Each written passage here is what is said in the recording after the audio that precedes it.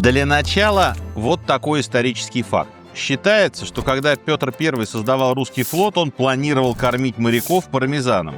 Ну а что? Вкусно, полезно, питательно, хорошо хранится. К сожалению, от плана пришлось отказаться по финансовым соображениям. Пармезан – король сыров. Самый культовый, самый экспортируемый, самый подделываемый. Сегодня мы поговорим о том, как пармезан завоевал свою репутацию, как его делают, сколько на нем зарабатывают, и при чем здесь монахи, мафия, 2 миллиарда евро и циклоп Полифем. Начать нужно с того, как вообще придумали сыр. Без этого будет не так понятно. Все, вероятно, в курсе, что сыр делается из молока. Формально эта штука достаточно простая, но вот изобрели сыр, как сейчас, считается абсолютно случайно. Предполагается, что произошло это 8 или 10 тысяч лет назад в регионе, который известен как плодородный полумесяц, на Ближнем Востоке, на берегах Тигра и Ефрата. Кроме сыра, там изобрели еще много полезного, но, к сожалению, не пластиковые бутылки. Молоко хранилось в глиняных кувшинах, а перевозили его в бурдюках, либо сшитых из кожи животных, либо сделанных из целых желудков. Желудок у жвачных животных устроен интересно. Он состоит из нескольких камер, одна из которых под названием сычуг содержит особые сычужные ферменты, которые позволяют животному переваривать материнское молоко. Вот по легенде, один аравийский купец однажды взял с собой в дорогу молоко в бурдюке. На полпути его начала мучить жажда, но никакого молока он не обнаружил. На его месте было нечто плотное и сливочное. Молоко превратилось в первый в истории сыр. Штука оказалась вкусная, да и хранилась гораздо лучше обычного цельного молока, так что технология начала быстро распространяться. Вскоре рецепт стал известен многим кочевым племенам, а от них попал к оседлым народам. Понятно, что как там было реально, у древних кочевников уже не спросишь, но легенда вполне правдоподобная. На стенках бурдюков как раз оставались сычужные ферменты, благодаря которым молоко сворачивается. Так появилось сыроделие. И поначалу в нем не было ничего гурманского. Сыр был просто удобной и питательной формой хранения молока. В этом качестве его полюбили многие древние народы. Изображения со сценами производства сыра можно найти на стенах древнеегипетских гробниц. Сыр упоминается в греческой литературе классического периода. У Геродота, у Аристотеля. В «Одиссее» Гомера есть эпизод, где циклоп Полифем в своей пещере занимается изготовлением сыра из молока коз и овец. В Ветхом Завете про сыр тоже есть. Конечно, нельзя не упомянуть тут и Древний Рим с его передовыми по тем временам кулинарными трудами. Римский писатель, агроном и кулинар Луций Колумелла в своих работах оставил описание сыров. Что удивительно, классификация там очень похожа на современную. Так что легионы приносили с собой в завоеванные страны не только императорскую власть, римское право, дороги и водопровод, но и передовые технологии производства сыров. В отличие от водопровода, сыр пережил даже гибель империи и стал специализацией главных гастрономов и гастропредпринимателей средних веков – монахов. История, собственно, пармезана началась в поздней Римской империи. Нечто похожее на него делали еще во времена Плиния. Плиний приводит рецепт типичной пасты, которую готовили в его родной Цезальпинской Галлии, то есть на севере Италии. Он упоминает в том числе и молочный продукт, очень похожий на современный пармезан, который привозили из Лигурии и Тосканы. Средневековый пармезан впервые зафиксирован в XIII веке. Нотариальный акт, составленный в Генуе в 1254 году, упоминает Cassius Parmensis, то есть пармский сыр. От первого слова, кстати, происходит английское cheese, немецкое käse и испанское queso. Итальянское название сыра formaggio при этом произошло от совсем другого корня, от греческого слова, которое обозначало корзины из ивовых прутьев, применявшиеся при производстве сыра.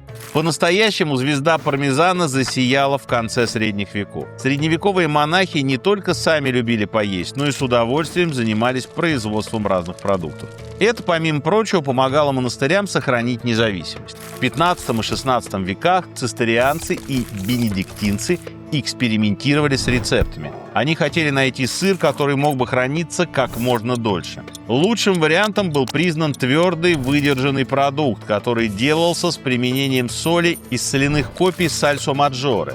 Молочные фермы у монастырей к тому времени были свои.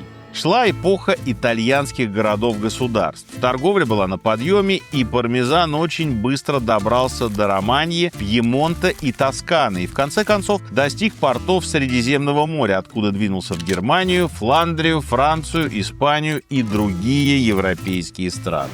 Жители Италии признали пармезан незаменимым. Джованни Боккаччо в «Декамероне» подчеркивает трепетное отношение крестьян к пармезану на примере сказочного места «Живи лакомо». Есть там гора, вся из тертого пармезана, на которой живут люди и ничем другим не занимаются, как только готовят макароны и клёцки, варят их в отваре из каплунов и бросают вниз. Успех пармезана был колоссальный, а спад производства наблюдался, разве что во времена войн и в случае массового падежа скота. Сказать, что пармезан ценился, это ничего не сказать. Когда Лондон в 17 веке горел в Великом пожаре, видный политический деятель Сэмюэл Пипс спас самое дорогое. Он закопал в землю свои запасы вина и весь свой пармезан. Легендарный обольститель Джакомо Казанова писал целые сырные трактаты. Великий драматург Мольер на склоне лет перешел на диету, почти полностью состоявшую из пармезана. В России любовью к твердому сыру отметился Гоголь, который пристрастился к пармезану, пока жил в Италии.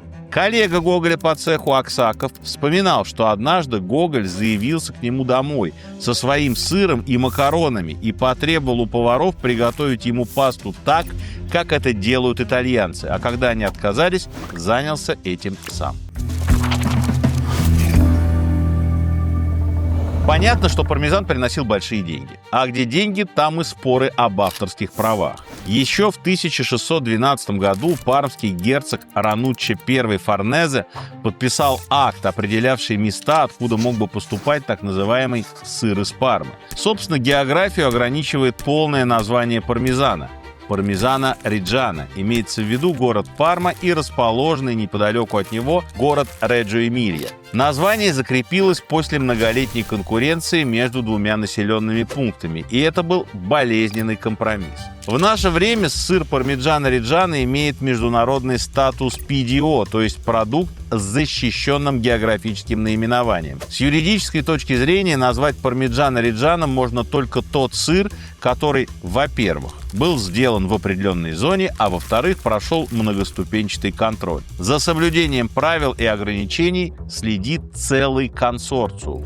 Пармезан можно производить исключительно в итальянских Парме, Реджо-Эмилии, Модене и частях соседних Болоньи и Мантуи. Считается, что местная почва богата особыми бактериями, которые влияют на качество травы, поедаемой коровами. А те, в свою очередь, дают особенное молоко. Пищевые добавки и модифицированные корма запрещены, только свежая трава или сено. В самом Пармиджано-Реджано всего 3 ингредиента. Его делают исключительно из цельного молока 2 доек, вечерний и утренний, добавляя сычужный фермент и соль. Любые другие добавки находятся под строгим запретом. Производство разрешено только в период зеленых пастбищ, то есть с апреля по ноябрь. Создание пармезана – дорогое удовольствие. Для создания 1 килограмма сыра требуется до 16 литров свежайшего молока, а на одну голову уходит порядка 600 литров. Из одного традиционного медного чана, в котором происходит створаживание молочной массы, получается 2 таких головы, которые называют близнецами. Кстати, оставшуюся после изготовления сыра молочную сыворотку используют для корма свиней, из которых потом делают знаменитую пармскую ветчину. Так что производство 2 деликатесов часто находится в соседних зданиях. Помимо большого расхода молока, на стоимость влияет и высокий срок выдержки. Для пармезана по закону это не менее 12 месяцев. Но бывают образцы и по 24, и по 36 месяцев, а в исключительных случаях и старше. Пармезан с долгой выдержкой могут употреблять даже люди с непереносимостью лактозы. За такой долгий срок она полностью расщепляется, и сыр становится безопасным. По окончании выдержки специалисты из консорциума оценивают сыр на предмет полостей. Специальный слушатель сыра серебряным молоточком простукивает головы и по звуку определяет, соответствует ли результат высоким стандартам пармезана или нет.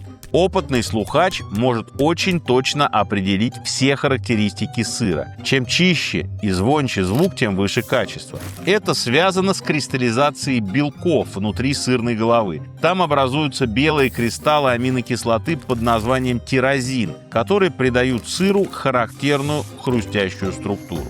Если все этапы производства удались, то голову сыра клеймят как сертифицированный пармиджано-реджано. Причем клеймо содержит в себе всю информацию о производителе и всю биографию конкретной головы. Иногда сыр даже снабжают электронным чипом. В случае обнаружения дефектов сыр уходит в продажу как обычный твердый сорт, без указания географического наименования. Его можно маркировать как грана падано, так называют зернистые твердые выдержанные сыры, которые не могут претендовать на гордое звание пармезан.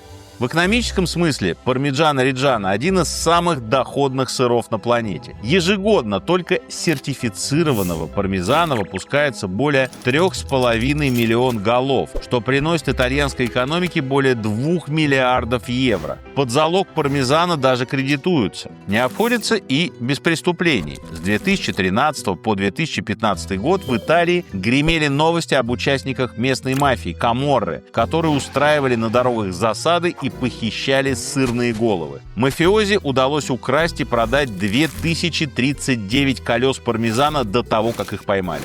Бывают и подделки, что в случае с таким дорогим сыром вполне предсказуемо.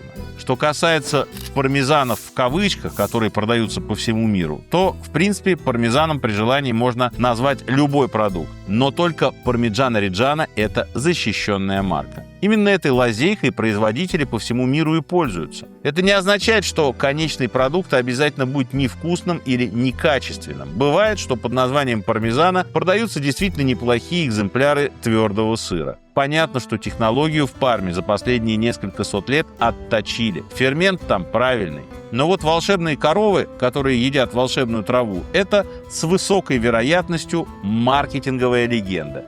Реально, конечно, речь идет в первую очередь о защите итальянских экономических интересов.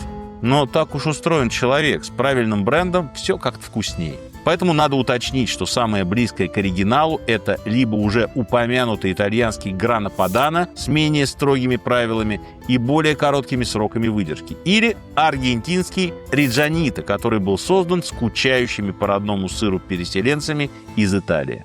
Некоторые говорят, что сыр вызывает зависимость, и это отчасти правда. Благодаря большому содержанию казеина и глутаминовой кислоты сыр действительно воздействует на центры удовольствия в нашем мозге и вызывает почти наркотический эффект. Так что, если вам по ходу этого выпуска отчаянно захотелось сыра, не вините себя.